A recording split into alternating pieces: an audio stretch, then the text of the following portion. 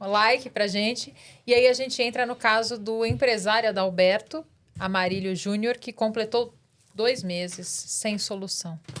Ele desapareceu no dia 30 de maio após participar de um evento de motocicletas no Autódromo de Interlagos, na zona sul de São Paulo. Ele foi encontrado morto dentro de um buraco em uma área de obras. Adalberto, após passar o dia com um amigo no evento de motocicletas no Autódromo de Interlagos, disse que eles tomariam uma cerveja e usaram maconha. Enfim. O corpo foi encontrado 4 dias depois dentro de um buraco de obras, sem lesões aparentes, mas o laudo pericial aponta morte por asfixia. Até a gente estava comentando uma vez que o capacete dele foi colocado ao contrário, né? E ele foi colocado dentro do buraco. A polícia suspeita de envolvimento de 5 seguranças que trabalhavam no evento, incluindo um lutador de jiu-jitsu com antecedentes criminais. E aí, como é que a polícia deve proceder em casos com vários suspeitos envolvidos, como o caso de Interlagos?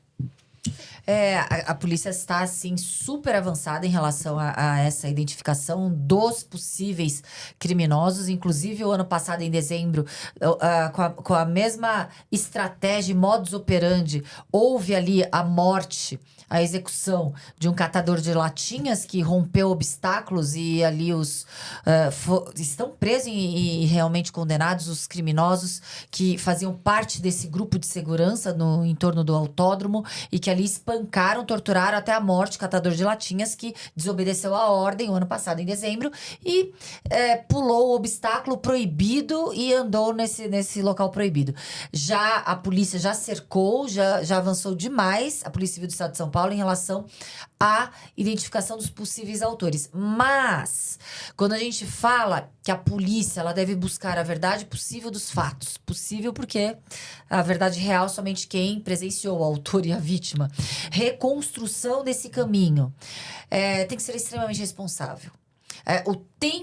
O nosso tempo, o tempo midiático, o tempo do clamor social, o tempo, a rapidez com que a gente quer uma solução, uma resolução de um crime, não é o tempo, às vezes, do crime ser solucionado.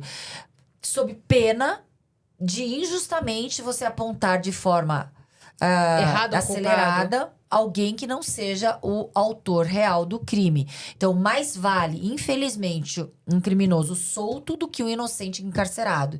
Então, é necessário, sim, toda essa responsabilidade meticulosa, todo esse trabalho realmente técnico, policial, legal, para que não exista equívoco quando indiciado e apontado como autor do crime, ou autores. Como perita, algo te chamou a atenção nesse caso? Olha, é um caso difícil, né? Não pela quantidade grande de vestígios, mas pela pequena quantidade de vestígios, né? A gente sempre fala aqui que quanto mais o criminoso planeja um crime, o cometimento em si e o pós-crime, mais vestígio ele deixa. Quanto mais ele tenta limpar uma cena, mais vestígio ele deixa. Ficam os vestígios, mais a limpeza. Nesse caso, não há premeditação. Foi um crime do nada. Então, a quantidade de vestígios é muito pequena. Você não tem a relação entre ator e vítima que você possa puxar esse fio. Por isso que existem várias linhas de investigação. Uma linha de investigação é uma coisa muito complexa. E 2 meses para tocar várias linhas ao mesmo tempo, gente, é corrido. Essas equipes estão 24 horas correndo atrás disso. Os laboratórios estão 24 horas tecendo todas as hipóteses, testando as hipóteses, ouvindo pessoas, né? Agora, eles fizeram a apreensão de celulares e computadores dos suspeitos, porém os dados foram apagados. Dos celulares. Dos celulares. Dos computadores. Né? Mas não tem como recuperar? Tem. Tá na mão da perícia. A perícia vai dar um jeito. Tem. Né? Ou Dá se mais tem. trabalho. Dá, porque às vezes a hora que vem esses dados, eles vêm tudo de uma vez, né? Você imagina pegar tudo que tem aqui e jogar em cima de uma mesa. Mas tem que separar, tem que analisar, tem que interpretar, né? Porque não adianta o perito pegar um celular, degravar tudo e dar um calhamaço de papel na mão do delegado. Né? Né? E também preservar assim. a prova. Sim. Como a Isso doutora... tem um tempo. Eu tenho que fazer o advogado aqui, né? Então, o que eu quero dizer? Às vezes as pessoas essa necessidade de solução, como a tutora trouxe, e isso pode acabar atrapalhando o trabalho investigativo a ponto de colocar em risco o processo.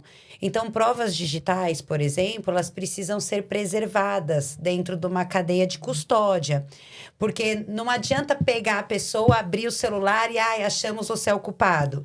Porque essa pessoa vai responder um processo criminal e vai ter a possibilidade de se defender. Então, o que a gente vê, às vezes, a investigação, como a doutora trouxe, a investigação precisa ser bem feita para que a sociedade tenha a resposta que ela quer. Não é a resposta em primeiro lugar, sem uma investigação bem feita, para pôr em risco o processo. Aqui Tem muita burocracia. Isso que as pessoas não entendem. Que não é que o perito vai lá na casa do cara, abre e fala, doutor, é o cara, prende. Não, precisa de um mandado judicial. O delegado tem que justificar, tem que mandar para o juiz tem que autorizar, tem que voltar, tem que ir lá buscar, tem que mandar para o perito, tem que fazer auto de apreensão, tem que fazer requisição de exame. Porque se não tiver tudo isso, não é Vira válido uma bagunça, a prova. não vale. O advogado chega lá na fase de processo e fala, o rito processual não foi cumprido, isso aqui não vale. Tira do processo. E o que você falou é extremamente importante. Não pode haver quebra da cadeia de custódia Exato. das provas. Sim, isso porque tudo é a burocrático. manipulação das provas. Então, as provas, elas têm que ter exatamente de forma rigorosa, elas devem estar intactas. Não Sim. pode haver manipulação dessas provas. O que significa quebra de custódia? Quebra de custódia é a prova não chegou diretamente da forma como estava até a perícia. Determinada ali pelo delegado de polícia, vai até a perícia. Houve uma confusão no meio do caminho até chegar para avaliação dessa prova. Um outro ali. policial colocou o celular ali, deixou ali para alguém pegar. Outro policial abriu, Manipulação. ligou, manipulou. E o Apagou. perito apagou. Ou colocou coisa ali. Né? Às vezes só abriu por curiosidade. Já não pode. E o perito, ele é obrigado, de acordo com o CPP, a colocar o estado que estavam as coisas quando chegou na mão Exato. dele. Sim. A gente, não é que, o perito, dedo duro. Não, a gente é obrigado. É a lei que Faz determina. parte do processo. Faz parte. É um Do capítulo do processo laudo. democrático. Sim. Porque há sempre a possibilidade daquele que é apontado como principal suspeito, o autor do crime, ter condições de apresentar uma defesa. Eu vou explicar para vocês como funciona um pouquinho uma defesa criminal. O réu, ele tem o direito do contraditório e da ampla defesa, ele tem direito a constituir um advogado e questionar as provas e a imputação do Ministério Público. Então, o nosso trabalho, quando contratados para defender, é justamente buscar a melhor condição para o nosso cliente. Então, vou dar um exemplo muito prático aqui. Uma extração de celular. A polícia teve acesso a uma conversa de WhatsApp, uma fala. A defesa e o réu precisam ter acesso a qual contexto que essa fala foi tirada para poder se defender. Isso também faz sentido com a cadeia de custódia. Então, se vamos usar o WhatsApp desse segurança dizendo que ele teve uma conversa e essa conversa é incriminatória para ele. O Ministério Público está decidindo denunciá-lo por homicídio, porque essa conversa específica, ela dá autoria a ele. Então, a defesa dele, ele precisa ter acesso a quando essa conversa foi extraída, quem era o interlocutor, qual que é o antes e o depois daquela fala, porque isso tudo é um direito do réu em ter um processo justo em relação a ele. E todos nós também podemos ser réus num processo criminal. E se nós formos, nós também temos que ter os nossos direitos preservados por intermédio de advogado. E se não for por um advogado constituído, vai ser a Defensoria Pública que vai fazer esse trabalho. Porque todo mundo tem direito a se defender. A gente teve alguns depoimentos dos seguranças que estão sob sigilo. 4 deles ficaram em silêncio na delegacia. E um dos suspeitos não foi localizado. Então, como que uma pessoa pode ficar em silêncio num depoimento? Sim. Pode. É ter o direito constitucional do silêncio. Agora, veja, até falando da investigação, essa pessoa que se evadiu, ela começa a abrir margem para uma decretação de prisão, temporária ou preventiva, que cabe uma prisão no curso de uma investigação. Então, É lógico que os investigados também precisam ter um certo cuidado no curso da investigação, porque eles também podem se autoincriminar, né? Não, o silêncio não vai ser autoincriminatório, mas talvez essa fuga, essa ausência de comparecer à intimação, isso pode ser prejudicial para ele. Mas, na prática, o silêncio é incriminatório. Ele incrimina, sim. Na prática, né? o silêncio faz com que aquele que está sendo apontado como o principal suspeito da prática criminosa não utilize esse momento para que o delegado não conclua ele como o principal autor do crime. Existe ali o convencimento, o indiciamento. O indiciamento é único e exclusivamente prerrogativa do delegado de polícia, que é o convencimento do delegado que aquele ali foi o principal autor do crime. E, claro, se aquele que está perante o delegado permanece em silêncio, ele não contribui, inclusive, para sua própria defesa. O delegado de polícia, ele não atua para nenhum polo do sistema de justiça criminal. Ele não atua para acusação e ele não atua para defesa. Mas, muitas vezes, o que é colhido na prova, na parte pré-processual do inquérito policial, serve de forma robusta como elementos de defesa no processo. Sim. Por quê? Porque a gente atua de forma imparcial, buscando a verdade possível desse crime que ocorreu. Então, quando aquele que está sendo apontado como criminoso, o principal autor do crime, fala, não vou falar, algo tá estranho. Agora, pera. Mas uma pessoa pode ser obrigada a falar Não. ou uma pessoa pode ser culpada sem falar absolutamente nada? Quem Tem algum momento? Quem preside a investigação é o delegado de polícia. Ele é o dono daquela parte pré-processual opinativa. Ele vai concluir se houve ou não a prática criminosa, se tem ou não a materialidade do crime e se há ou não um principal suspeito e, inclusive, indiciamento.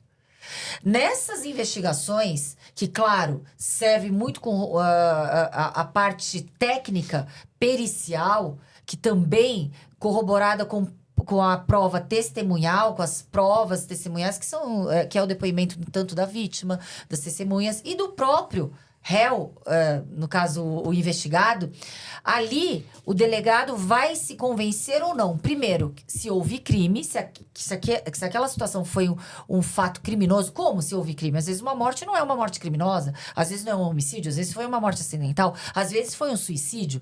Então, ele vai se convencer se há uma materialidade de crime e se há um principal suspeito.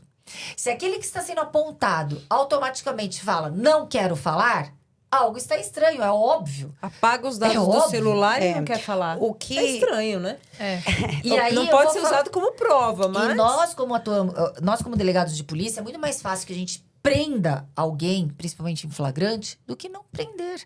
E quantas vezes, ouvindo aquele que estava sendo acusado, houve ali com todo o ato justificado, com toda a justificativa técnico-legal, o não encarceramento em flagrante, somente a instauração de inquérito para investigações pormenorizadas, porque não me convenceu que ele era o autor do crime. Você entendeu? Sim. Porque ele mostrou com dados muito ricos que não tinha congruência apontá-lo como o principal suspeito.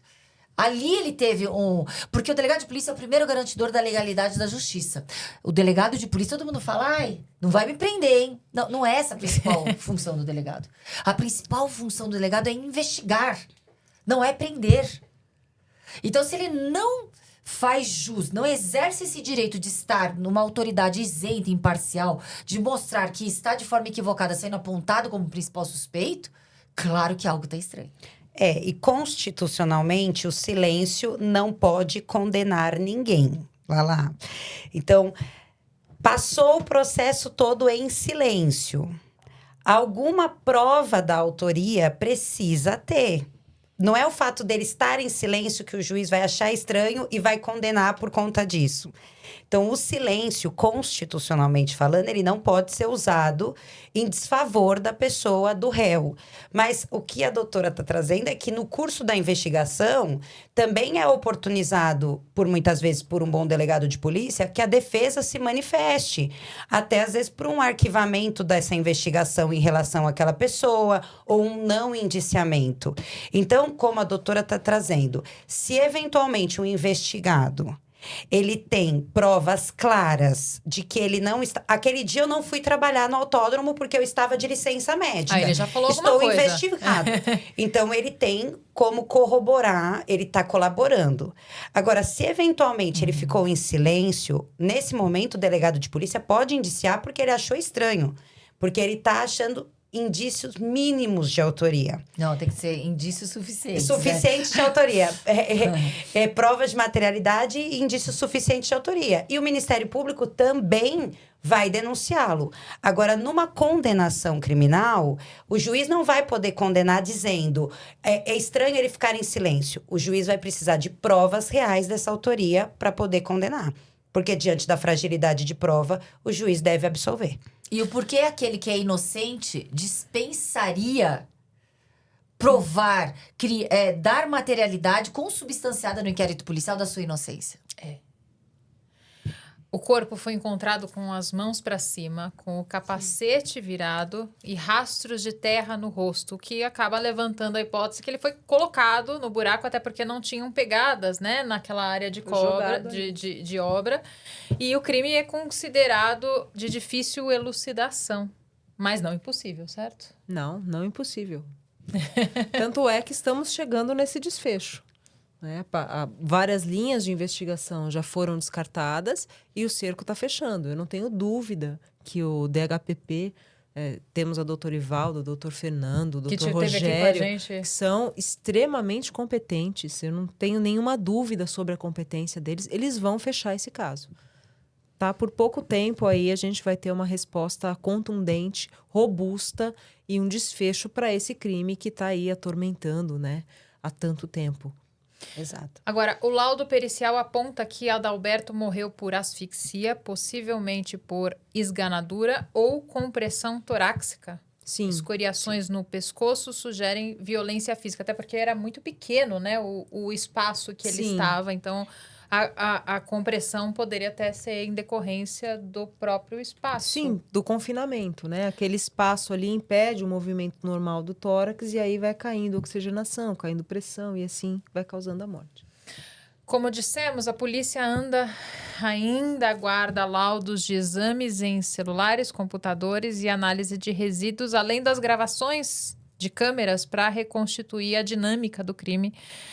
Nenhum dos suspeitos foi formalmente indiciado pelo homicídio e não há prazo para a conclusão desse inquérito. Não há prazo, mas eu acredito que em pouco tempo, em breve a gente vai ter uma resposta contundente. Ótimo. Agora, o que ainda poderia ser feito, né, para a gente ter um desfecho justo e transparente? O que você, na sua opinião, como perita, acredita que falta? Olha, a gente precisa dessas respostas, né? Dessas degravações. Quais respostas? Dos equipamentos que foram apreendidos, das câmeras de segurança, né? A gente já tivemos vários exames laboratoriais aí, que foram até divulgados pela mídia, né? Só que assim, uma degravação... Ela pode demorar, porque são muitos dados. Dados apagados, dados em nuvem, né? Localizar as herbes, onde essas pessoas estavam naquele período. Então, tudo isso leva tempo. E é possível precisar a hora da morte dele? Sim, o médico legista precisou ali... por volta de 24 horas, né, do encontro, se eu não me engano, foi por volta de 24 horas, com base nos fenômenos cadavéricos que foram encontrados, né, estado de rigidez, manchas de hipóstases e etc. Né? Dessa mesma forma, nesse exame necroscópico, que se chegou a essa causa-mortes, de sufocação por compressão do tórax. Né? Analisando ali as escoriações, as marcas que tinha no corpo, se chegou à conclusão de que possivelmente houve um mata-leão. Ele foi mobilizado com um mata-leão. O local do crime, todos aqueles vestígios, nos dizem que tinha mais de uma pessoa. Então, a gente vai encaixando essas pecinhas do quebra-cabeças até montar o quadro completo, né? Ou o mais completo possível. Tem um comentário aqui do Boris, e talvez a delegada Raquel até possa me ajudar a esclarecer, porque ele comenta: esse crime acredito que vai ficar sem solução. Não deveriam ter deixado a obra continuar em meio a uma investigação. Infelizmente, a polícia fraquejou nessa. delegada? Não, eu não acredito que ficará sem conclusão. Eu acredito que a polícia é muito técnica. Inclusive, o DHPP é um dos departamentos que é mais respeitados, não só do Brasil, como do mundo, em relação à investigação de crimes de homicídio. Temos policiais do mundo inteiro que vêm para o Brasil, para o estado de São Paulo, para o intercâmbio desse know-how de investigação de polícia judiciária. Mas, claro, é necessário... são muitas pessoas no entorno suspeitas, né? São muitos suspeitos. Então, é necessário o depoimento de muitas pessoas. É muito trabalhoso quando a gente fala. Mais de 100, né, seguranças que foram ouvidos. Não só também aquele entorno pessoal das pessoas que estavam no local, na festa. Então, existe aí uma série de meandros a serem solucionados, mas está extremamente avançado esse caso. Sim, e essas Jamais, pessoas né, são ouvidas mais de uma vez, inclusive. Não é uma vez só.